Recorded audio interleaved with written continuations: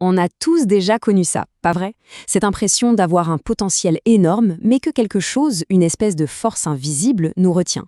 Aujourd'hui, on va piocher dans les idées de Steve Harvey pour justement faire sauter ces verrous. Alors préparez-vous, ça risque de bousculer un peu les perspectives. Depuis qu'on est tout petit, on nous explique que réussir, c'est cocher des cases. Le bon diplôme, le bon job, la belle voiture. Mais sérieusement, est-ce que c'est vraiment ça le succès?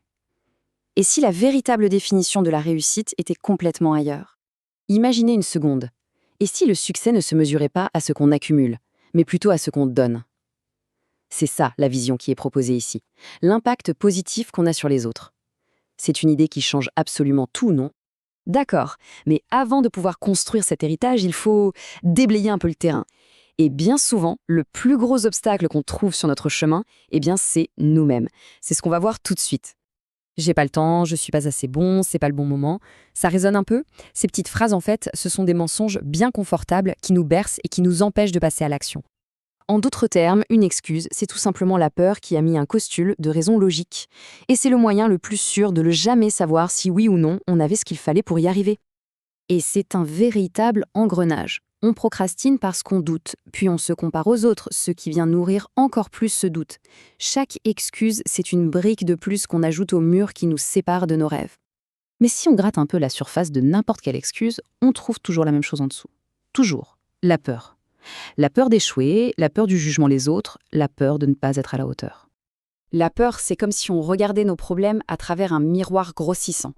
Une toute petite inquiétude peut devenir une montagne ininfranchissable. Mais ce n'est qu'une illusion au fond. C'est un tour que notre esprit nous joue.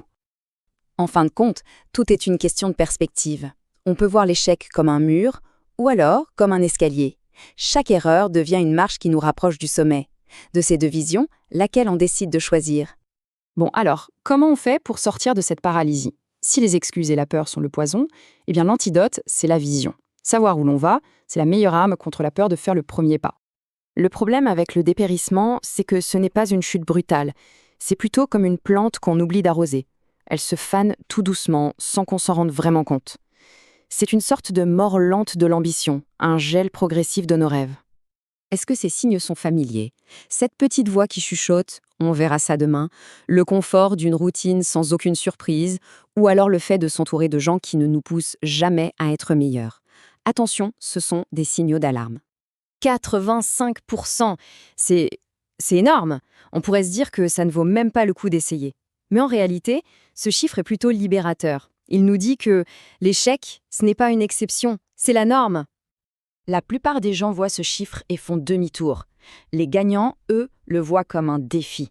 Ils savent que le chemin du succès est pavé d'échecs et ils sont prêts à marcher dessus pour avancer. Bon, assez de théorie, on passe à l'action. Comment on passe de la simple compréhension à la vraie transformation? Il est temps d'ouvrir notre boîte à outils personnelle. On peut imaginer sa vie comme une maison. Avant de commencer à décorer et à ajouter de belles choses, il faut d'abord nettoyer et se débarrasser de ce qui encombre. C'est exactement la même chose pour notre développement. On fait le vide du négatif avant de construire le positif. C'est un plan en 4 temps, très simple. D'abord, on fait le point sur nos forces. Ensuite, on définit où on veut aller, notre potentiel. Puis, et ça c'est crucial, on fait le grand ménage dans nos relations. Et enfin, on apprend à se protéger en posant des limites, en disant non.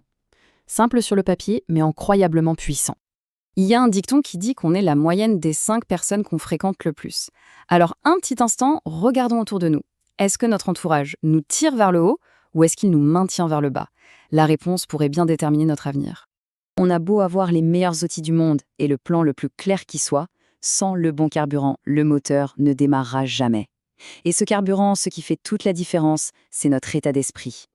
Quand une vague arrive, il y a 2 options. Soit on se laisse emporter et on coule, soit on prend sa planche et on surfe dessus. L'un subit la situation, l'autre utilise la force de l'obstacle pour avancer. C'est ça, toute la différence entre celui qui abandonne et celui qui gagne. Au final, tout se résume à ça. Ce qui se passe entre nos 2 oreilles. Ce n'est ni le talent, ni les opportunités, mais bien notre mentalité qui est le véritable arbitre de notre succès. Alors, pour finir, une dernière question, mais c'est peut-être la plus importante de toutes. Quand on se regarde dans le miroir, honnêtement, qu'est-ce qu'on voit? Ses cicatrices ou sa force? Ses limites ou son potentiel infini? Le défi est donc lancé. Prenez un papier et listez vos excuses, ces fameux mensonges confortables, et ensuite, pour chacune d'elles, trouvez une petite action, même minuscule, pour prouver qu'elle est fausse. Commencez dès aujourd'hui. Parce qu'une idée sans action, ce n'est rien de plus qu'un rêve qui s'évapore.